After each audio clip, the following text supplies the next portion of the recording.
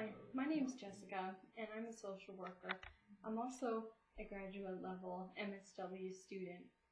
For this presentation, I'm going to be discussing the tenets of narrative therapy, what it is, and how it's used with clients, and why it's used in social work.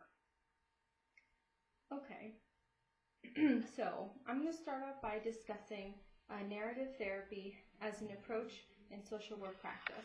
Narrative therapy, according to Cashin, 2012, is based off the work of Michael White and David Epstein. Cashin referred to narrative therapy as a way to help clients to see their problems in a new way and from a new perspective. And some of the main concepts of using narrative therapy are externalization, deconstruction, reconstruction, and reauthoring. Now, the first concept, externalization, is extremely significant to the theory and is used throughout the therapy constantly with clients. And what externalization is trying to help clients separate themselves from the issue so that they don't see themselves as the problem. Rather, the problem is a separate entity. Again, this helps them to gain a new perspective in relation to their problem if they're able to separate it from themselves. So for example, someone who has a problem with alcohol, instead of having them refer to themselves as an alcoholic, again, putting the problem on themselves, if you can help them to externalize the issue and say that alcohol is the problem, not you, then that helps just relieve some of the blame, and it helps clients to see their problem as a separate entity instead of an inherent weakness. And this is often done by giving the problem a name. In the case example that I read, the therapists were working with a girl who struggled with anorexia, and she labeled her anorexia T-Rex. And that was a way that the therapist utilized the narrative theory in helping her to externalize it. So I'll highlight that a little bit more further in the video.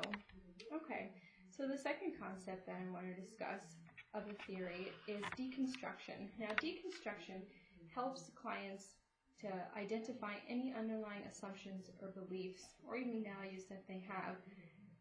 We are all a product of our culture and our environment, and also of the people that we surround ourselves with. So if a client is struggling with a problem and say they're depressed or they have low self-esteem, it's our job as the clinician to help deconstruct those values and those beliefs and get an understanding for their history and why they feel depressed.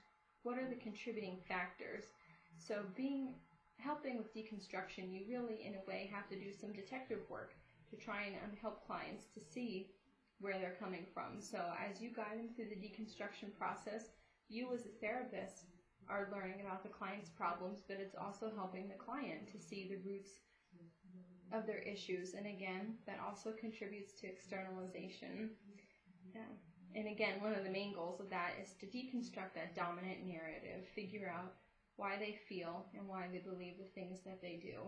So the next concept is reconstruction, or also referred to as reauthoring. And maybe the title of the theory, narrative theory, will give a little bit of this away. Reconstructing or reauthoring means creating a new narrative, creating a new story, helping the client to rewrite that new narrative or story. This is a process of helping the client to construct new goals, new values, and new truths based on the values that they really hold close to them, and even based on their culture.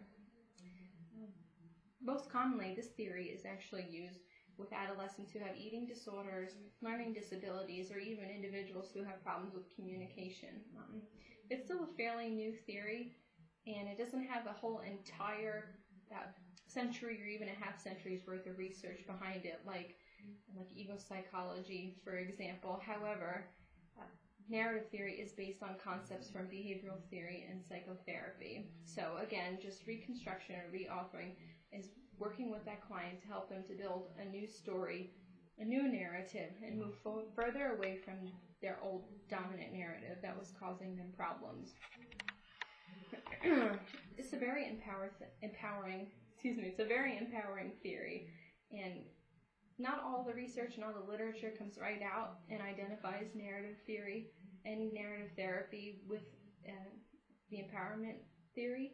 However, it is very uplifting for clients to be able to take control and to be able to move from that hurtful, dominant narrative that was causing them pain and struggle and problems and move to something more uplifting and more true to them, and hence it's very empowering.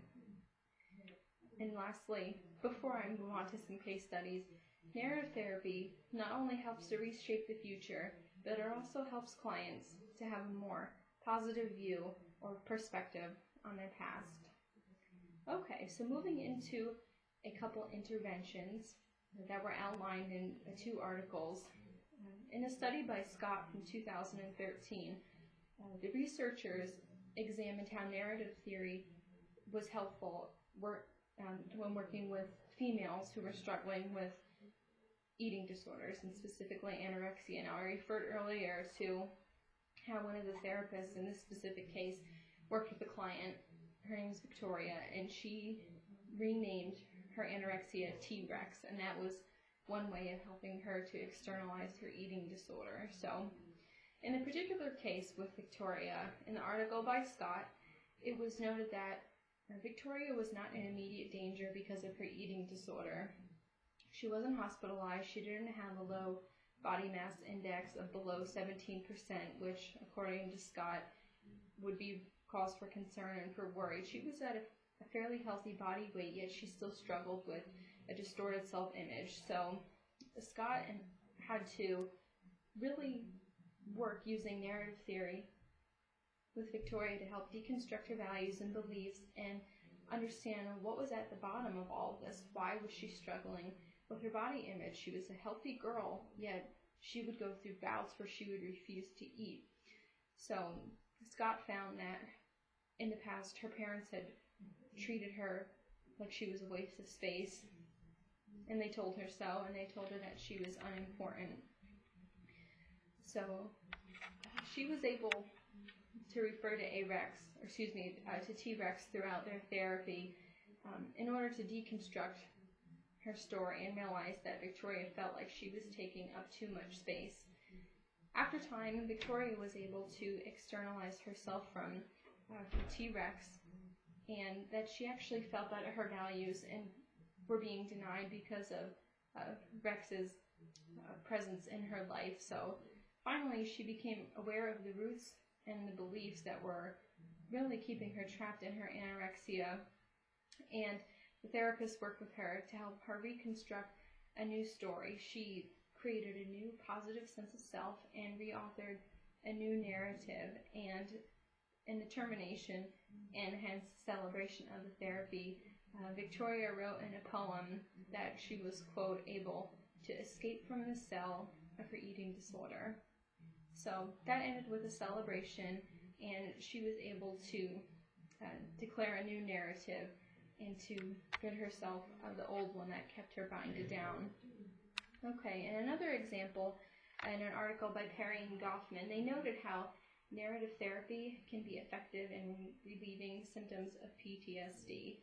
So their study found that clients who suffered from memory disturbances that were caused by traumatic events that caused PTSD, that those disturbances could be refocused using narrative therapy. So again, they were able to deconstruct the crises and the traumatic events that the clients had went through, help them to externalize those events, and then work with them to reconstruct a new narrative that, again, as I mentioned before, they were not only able to have a more positive outlook on the future, and the authors noted that their memory disturbances had ceased, but also as they reflected back on the traumatic events that they experienced, they were able to see them in a new perspective that caused them to not have those memory disturbances anymore. So that's just the narrative, the new narrative in a way, is almost, it's not referred to as a coping mechanism, and that's not what it is, but it could be seen in such a way that it helps the client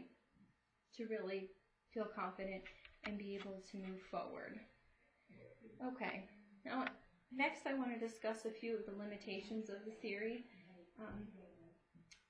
And according to Walsh, some of the criticisms that narrative theory has received is that it doesn't utilize systems theory. It's not pulling on client support system or really examining their environment in depth or other factors. So it's been criticized for not using systems perspective. Another note of criticism was that it rejects labeling clients, and I think that has to do with, labels are the last thing for this theory that clients need. They need to really focus on really the externalization in this theory. And okay, so another criticism was that a lot of researchers and clinicians feel like narrative theory lacks structure. So they feel like, in a way, there is no clear delineation between step 1, step 2, and step 3, etc. with the client. They feel like, in a way, it's kind of all over. However, the lack of structure from the client's perception is really in control by the therapist, actively helping them to deconstruct, externalize, and then re-author a new story.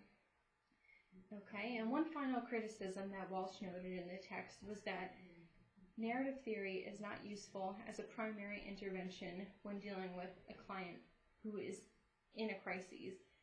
Narrative therapy never claimed to be baseline therapy to use with clients who are struggling or in a crisis or in a traumatic event. It's more of a secondary therapy to use with clients. So, okay. Now I just also would like to highlight what exactly is the role of the therapist. And I've touched on this a little bit throughout this intro, but the role of the therapist is to collaborate, to be a co-facilitator, a co-therapist with the client, and guiding them to consider the possibility that their story could look differently without their problem. So that really, I think, is the main goal. It's the therapist helping the client open that door, look out, and see they don't have to live with the baggage, or they don't have to live with the pain and the hurt that maybe they once suffered through. They can see that they can be empowered to have hope, and they can have a new story. And again, that points back to empowerment and even self-determination. It really promotes the dignity of the client, to give them the opportunity to know that they don't have to live and be stuck in the past and be held down anymore. So another role of the therapist is to help the client to engage outside support systems. That way, as they're reauthoring their new narrative, they'll be able to share it with close friends and family and anyone else they feel is important and is a part of their journey. So a couple things that the therapist needs to pay attention to in terms of their relationship with the client is that, again, I just mentioned just about a minute ago, clients are really co-therapists with the therapist. So the social worker has to make it clear that they're transparent. They're not the expert on the client's life. They're not the expert on their story. The client is the expert of their own story. They're in control of their own story. And with that transparency, it's important for social workers to ask questions along the way, such as, how's this going for you?